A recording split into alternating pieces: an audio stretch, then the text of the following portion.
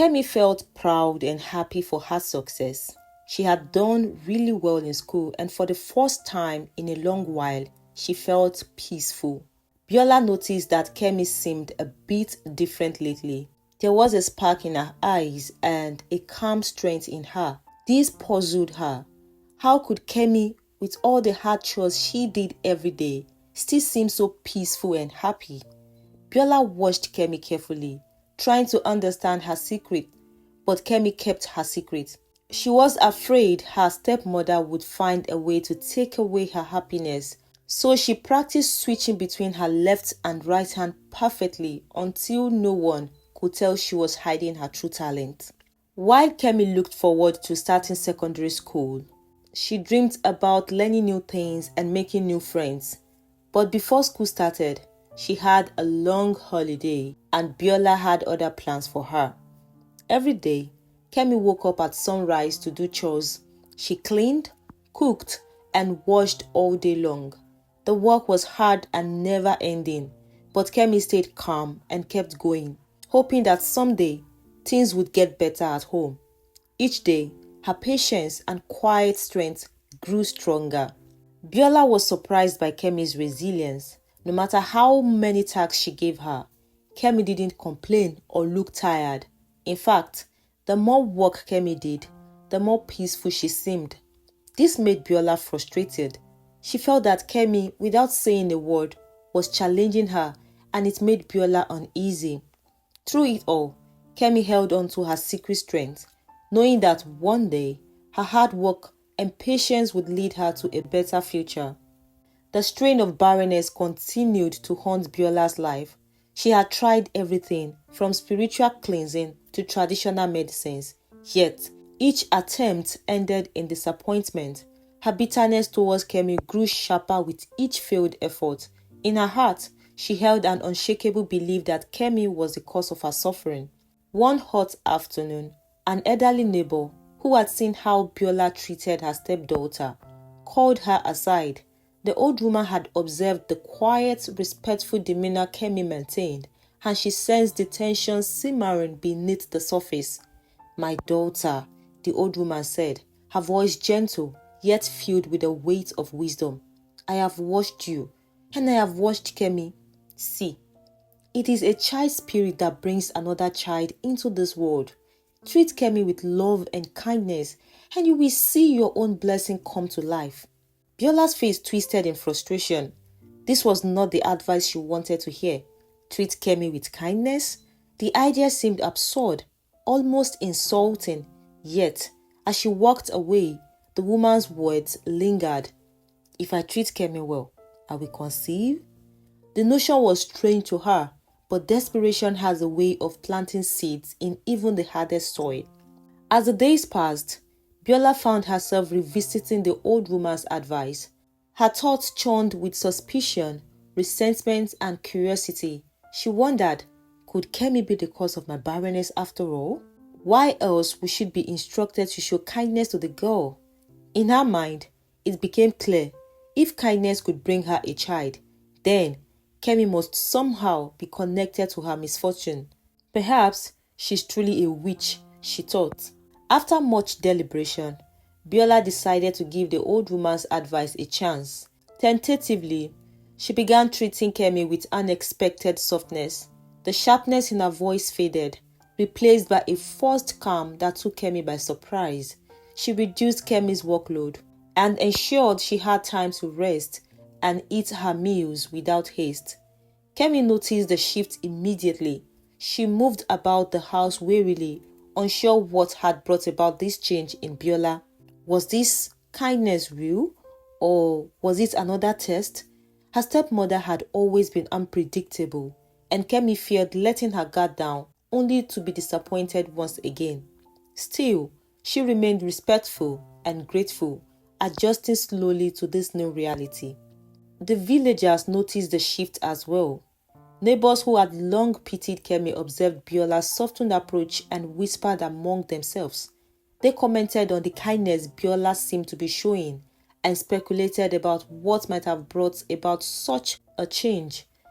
As months passed, something miraculous happened. Biola conceived. The news spread through the village like wildfire. Biola's joy knew no bounds.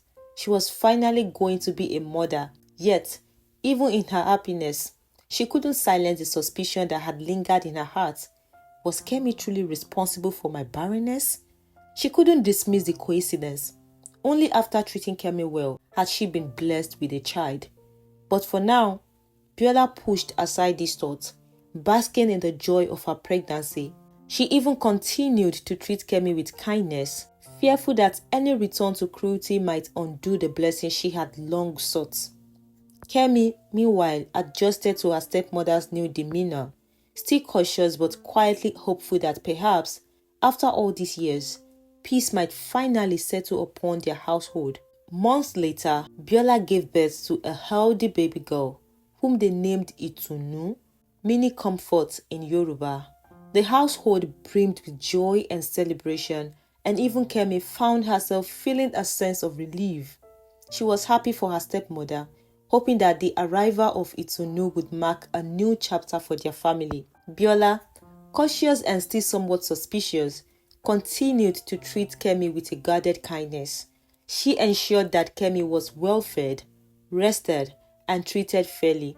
Despite her deep-seated suspicions, she was grateful for the blessing of her child and afraid to disrupt whatever balance had brought her this joy. For Kemi, Itunu's arrival felt like a blessing as well. She adored her new sister and quickly fell into the role of caretaker, tending to the baby with genuine affection. She spent hours playing with her, rocking her to sleep, and helping her mother with the little task of caring for a newborn. Itunu brought a lightness into the home that Kemi hadn't felt since her own mother's passing, and she clung to it, hoping it would last. But Biola's happiness was tinged with a lingering question, one that gnawed at her heart in quiet moments. Was Kemi truly connected to my suffering? The timing of her pregnancy seemed too coincidental to ignore. She had followed the advice to treat Kemi well, and soon after, she had conceived. One evening, as she watched Kemi playing with Itunu, the thought returned with a vengeance. She wondered if her stepdaughter was in fact the reason she had waited so long to conceive. She whispered to herself, "Is this girl a witch? Could she really have been the cause of my pain all along?" Yet, each time she considered returning to her old ways, she would look at Itunu and push the thought away. There was no denying that something had changed since she had softened her approach, and she was too afraid to risk her newfound happiness. So, despite the unease in her heart, Biola resolved to continue treating Kemi with the same cautious kindness that had led to her blessings. The months following Itunu's birth were some of the calmest Kemi had ever known. Biola's attitude, though cautious, was gentle. The harsh words and punishing chores were gone, replaced by small gestures of kindness and consideration. Kemi, who had grown accustomed to the world of hostility, struggled to accept this new reality. Her heart held on to hope, yet she remained watchful, ever mindful of her stepmother's unpredictable nature. Kemi found herself captivated by her new sister. She took joy in Itunu's laughter, the innocence in her eyes, and the trust she showed in her big sister.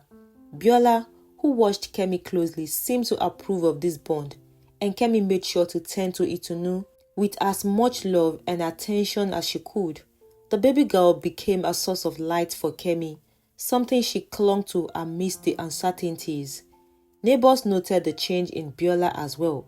Many were surprised to see her softening towards Kemi, offering praise and affection instead of criticism.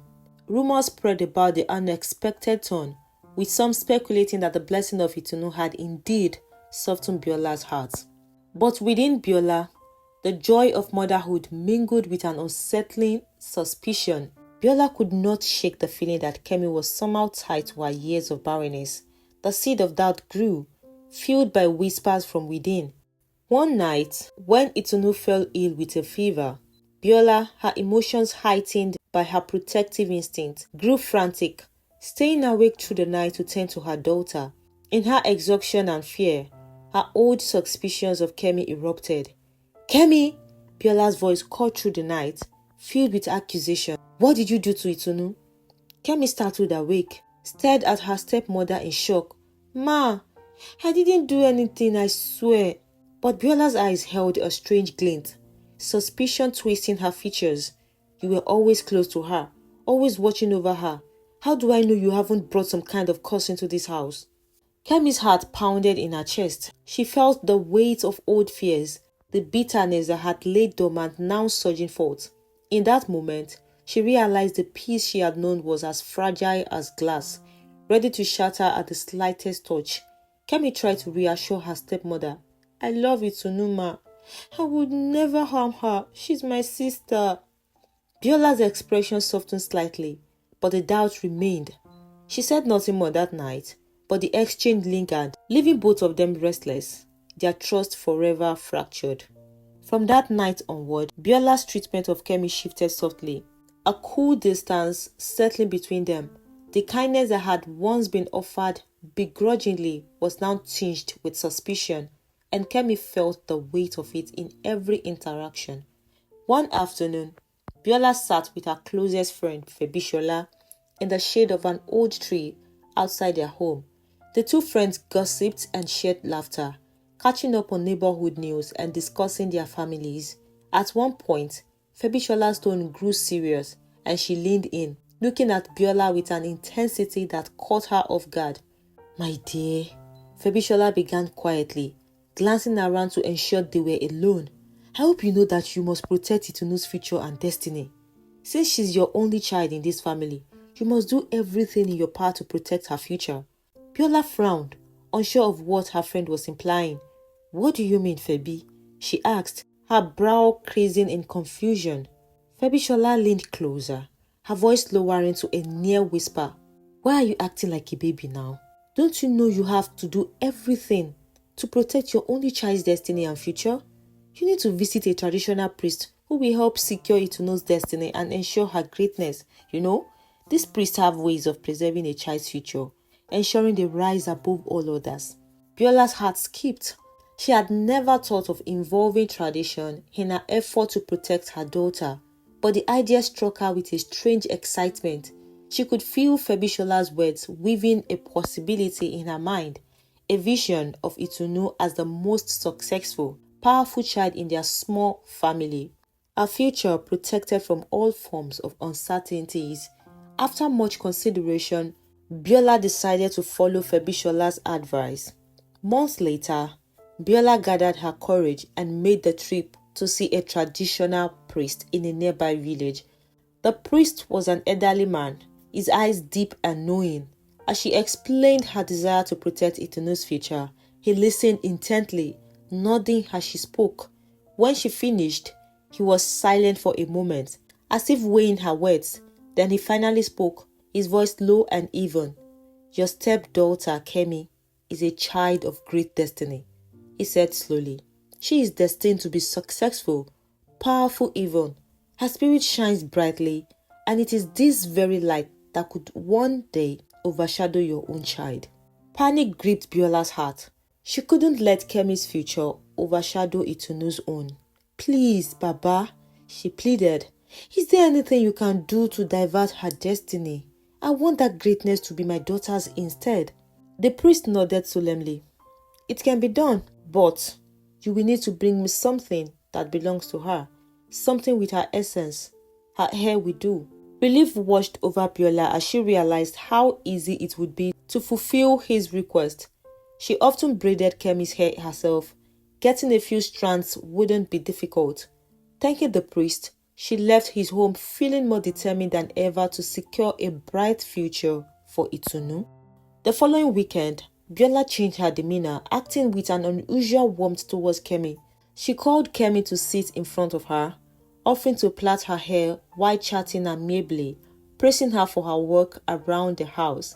Kemi, always weary, found herself cautiously hoping that her stepmother's kindness might be genuine this time. After plaiting, Biola discreetly collected the loose hairs from the floor, wrapping them carefully in a piece of cloth. The next day, she returned to the priest, handing him the bundle of hair. With a solemn expression, the priest performed a ritual, muttering incantations as he bound Kemi's feet to Itunu's. When he was finished, He assured Biola that the destiny had been successfully transferred. Itunu was now bound for greatness. Biola felt a sense of victory wash over her. She returned home with a sense of triumph, feeling as though she had secured her daughter's place in the world. From that moment on, she treated Itunu with even more affection, pouring her hopes and dreams into her, while giving little thought to Kemi. At first, Kemi didn't notice anything strange. She continued studying diligently, determined to keep her grades up as she adjusted to her new school. But soon, her performance began to falter. Her once sharp memory seemed to dull. During the exams, she found herself staring blankly at the questions, unable to recall the material she had studied. Panic would seize her as she struggled to remember, her mind blanking as if a curtain had fallen over her thoughts. Her teachers noticed the shift, concerned by the drastic change in her grades. She, who had once been the brightest in class, now struggled to keep up, her results slipping lower and lower with each exam. Her classmates began whispering, and her teachers looked on with growing disappointment. Kemi tried everything she could think of. She stayed up late studying harder, cramming her notebooks, desperately trying to hold on to the knowledge she needed. But every time she entered the exam hall, her mind would go blank. It was as if her brilliance had vanished overnight, leaving her lost and confused. Desperate, Kemi turned to her father. She tried to explain her struggle, the way her mind seemed to betray her, leaving her helpless and ashamed. But Kunle brushed off her concerns with a dismissive wave. "You're probably not focusing enough," he said, barely looking up from his work. "You need to study harder, Kemi. This is what happens when you become too playful." Kemi left her father's room feeling even more defeated. She knew her lack of success had nothing to do with focus. She had always been a studious child, but her father's indifference only deepened her sense of isolation. With nowhere else to turn, she retreated to her room, curling up in a corner and whispered into the silence, "Mommy, where are you? Please come back and help me." With each passing day, Kemi's performance worsened. The shame and frustration weighed heavily on her, and the once bright girl began to retreat into herself. Biola, aware of Kemi's academic struggles, showed no concern. Instead, she poured all her attention and pride into Itunu, whose own education had begun. As fate would have it, Itunu's academic performance was outstanding. She excelled in every subject, quickly earning the admiration of her teachers and classmates. Her results were flawless, and she seemed to thrive in her studies, effortlessly securing the top spot in her class. Biola watched Itunu's success with a sense of fulfillment, feeling that her actions had been justified. She saw Kemi's decline as proof of her triumph, convinced that the greatness once promised to Kemi was now rightfully Itunu's. And as her daughter rose in academic standing, Biola felt a newfound pride, a fierce joy that she had finally secured the future she had longed for. As Itunu's success became more evident, Biola took every opportunity to compare her to Kemi, using Itunu's achievements as a weapon to shame her stepdaughter.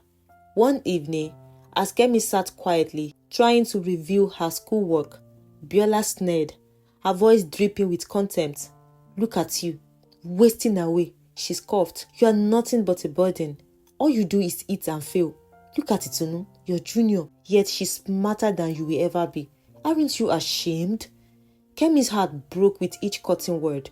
She had once been proud of her academic achievements, but now she was constantly reminded of her failure. The situation only worsened as Itunu, emboldened by her mother's encouragement, began to treat Kemi with open disdain. She would mock Kemi, calling her dull-headed and useless, her young voice filled with a cruelty beyond her years. Whenever Kemi attempted to correct her or remind her of basic manners, Itunu would run to Biola, inventing tales of mistreatment. "Mommy," she would wail, her face a mark of innocence. "Kemi tried to hurt me. She slapped me for no reason." Biola's rage would flare instantly. "How dare you lay your hands on my child, you wicked witch? She would shout before launching into a tirade of accusations and punishments. Kemi would endure the beatings in silence, tears streaming down her face, her spirit breaking piece by piece. Itunu would watch from the sidelines, a gleam of satisfaction in her eyes, reveling in the sight of her stepsister suffering. And each time Kemi felt the sting of her stepmother's blow, she wondered how her life had spiraled so terribly, how she had fallen from the bright, hopeful child she once was to a figure of ridicule and shame. As the months wore on, Kemi's spirit became more and more fragile.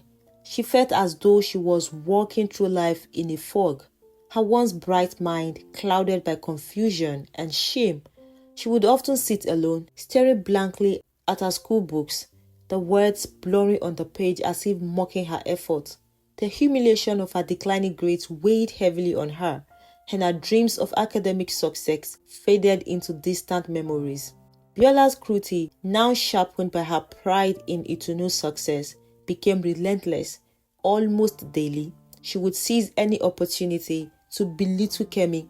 Her words struck like arrows, each one reminding Kemi of what she had lost, of what she could no longer be. "Look at Itunu," Biola would say with a sneer. "She's a star, when you are nothing but a shadow. What good is all that food you eat if it only makes you slower?" Kemi's heart would ache and tears would burn in her eyes, but she never spoke back. She had learned long ago that arguing or defending herself would only worsen the abuse. Instead, she swallowed her pain, letting each insult and slap bury itself deep in her heart. The cycle of deception and punishment became a painful routine. Kemi tried to reach out to her father, hoping that he might see through her pain, but Kunle remained distant and uninterested. He dismissed her concerns, telling her to be more respectful and focus on her studies, leaving Kemi to cope with her pain alone. At night, Kemi would retreat to a corner of her small room, her heavy heart with sorrow, willing herself to remember the joy she had once felt for learning, but it seemed like a lifetime ago. Often, she would close her eyes, tears spilling down her cheeks as she whispered, "Mommy, where are you? I need you." Desperate to change her situation, Kemi tried a new approach to her studies. She began cramming, memorizing pages of her notebooks word for word in hopes that repetition would help her overcome her mental block during exams. But despite her best efforts, each exam day was a repeat of the last. The moment she sat down to write, her mind would go blank, leaving her unable to recall even the simplest facts. The frustration and shame grew heavier with each failure.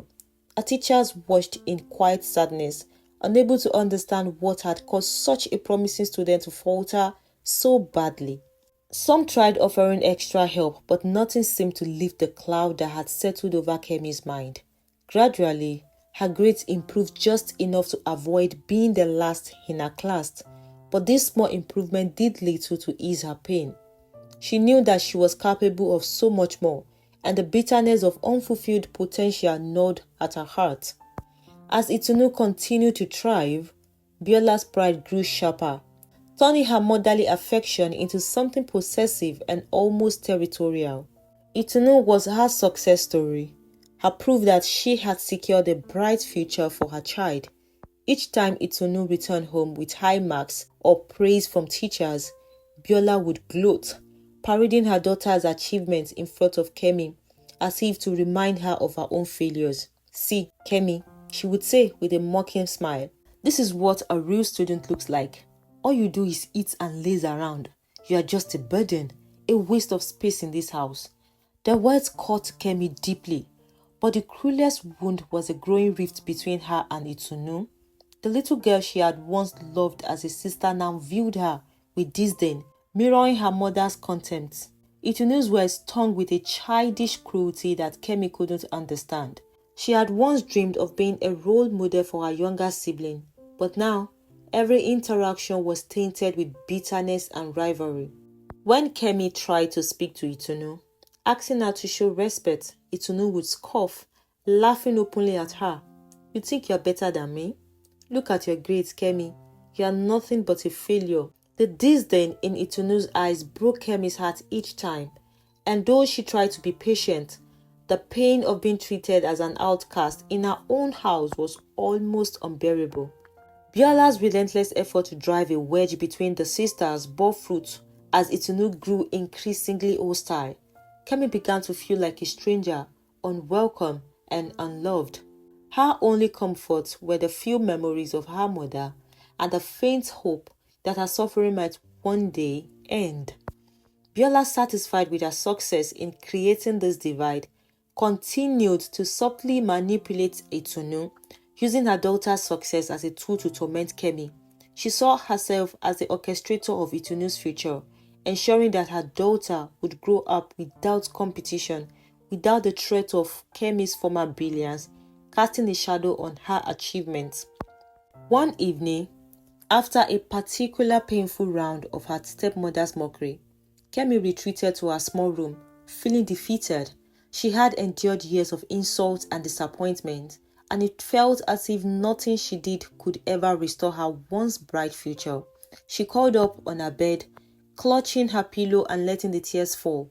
Her heart ached with longing, and her whispers filled the quiet room. "Mommy, please come back.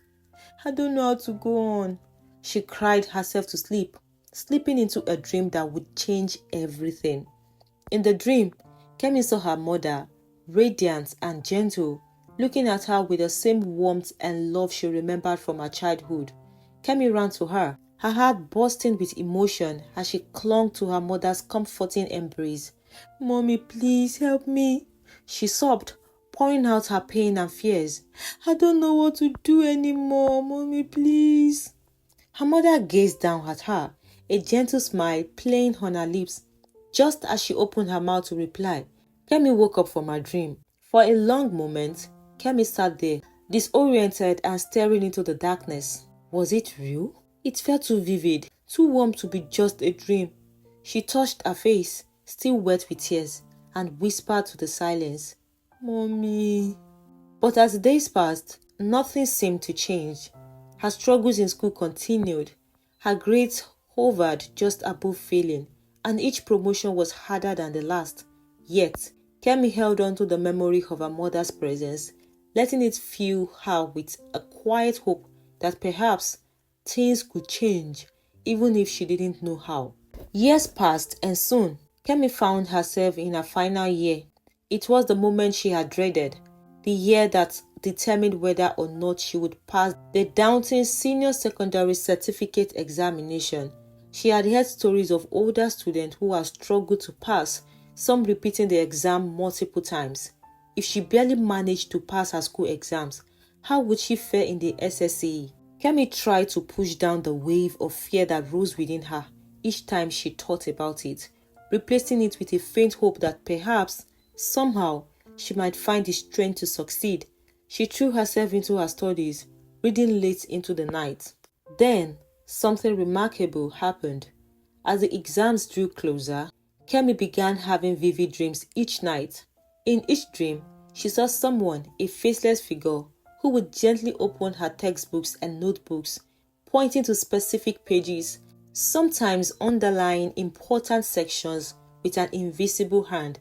She could feel the presence guiding her, a strange but comforting force showing her what she needed to study. When she woke each morning, Kemi would go over those pages, memorizing them with unusual clarity. And on the day of each exam, she found herself answering questions directly from those pages she had reviewed the night before, almost as if the answers had been planted in her mind.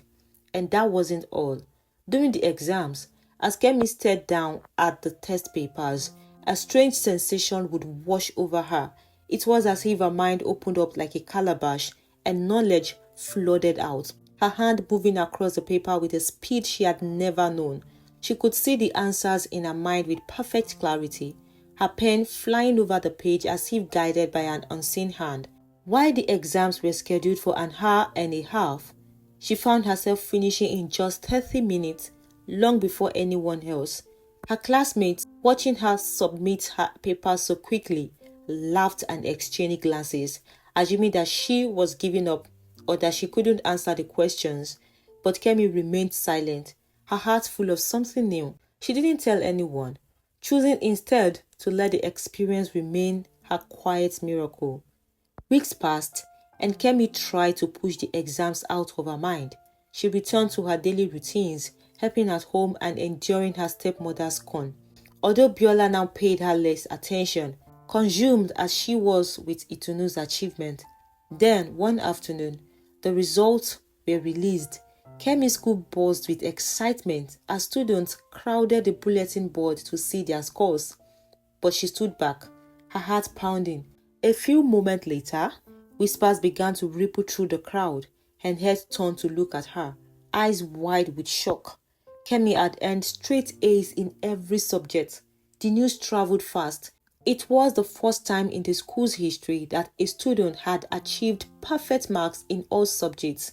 Within minutes, Kemi was called to the principal's office, where she found herself surrounded by teachers who looked at her with a mixture of awe and disbelief. "Kemi," the principal began, his voice filled with wonder. "This is truly remarkable. How?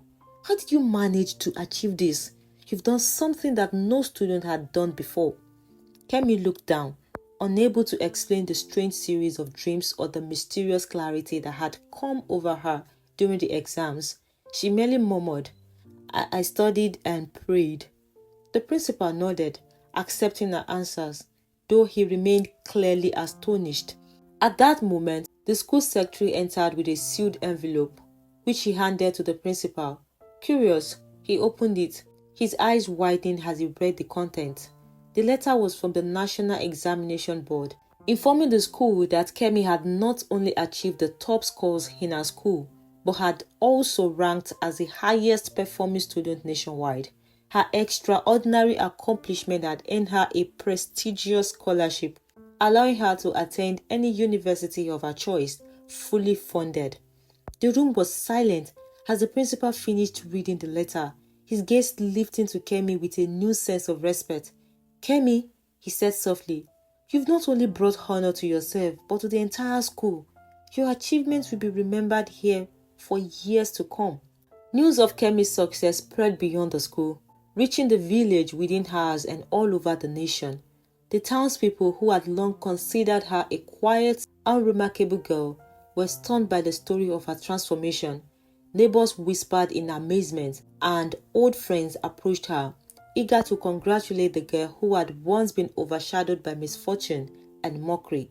When Biola heard the news, her reaction was a complex blend of emotions.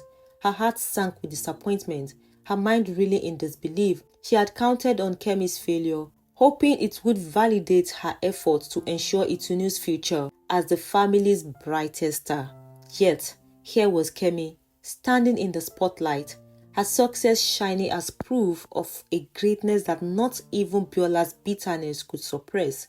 How could this happen? Biola muttered to herself, her fist clenched in frustration. She cast a sidelong glance at Itunu, who was still doing well in her own studies, but had been completely eclipsed by Kemi's newfound success.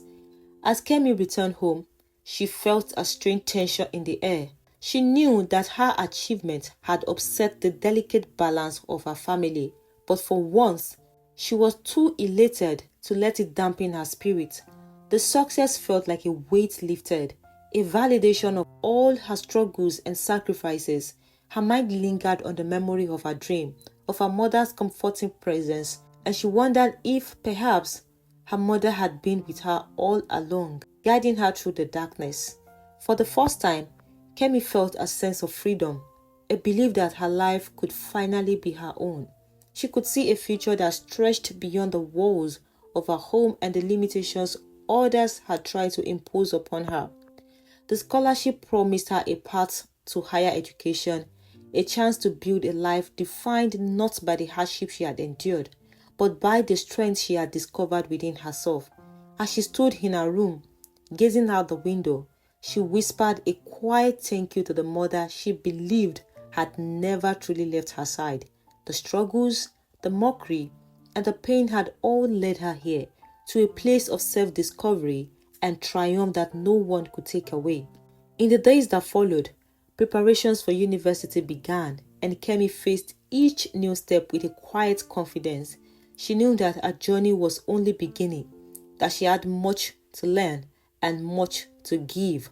But as she looked back on the path she had walked, she felt nothing but gratitude for the trials that had shaped her, for the resilience that had carried her, and for the dream that had shown her the way. This remarkable transformation marks a powerful turning point in Kemi's life, setting the stage for new opportunities and a future built on resilience and hope.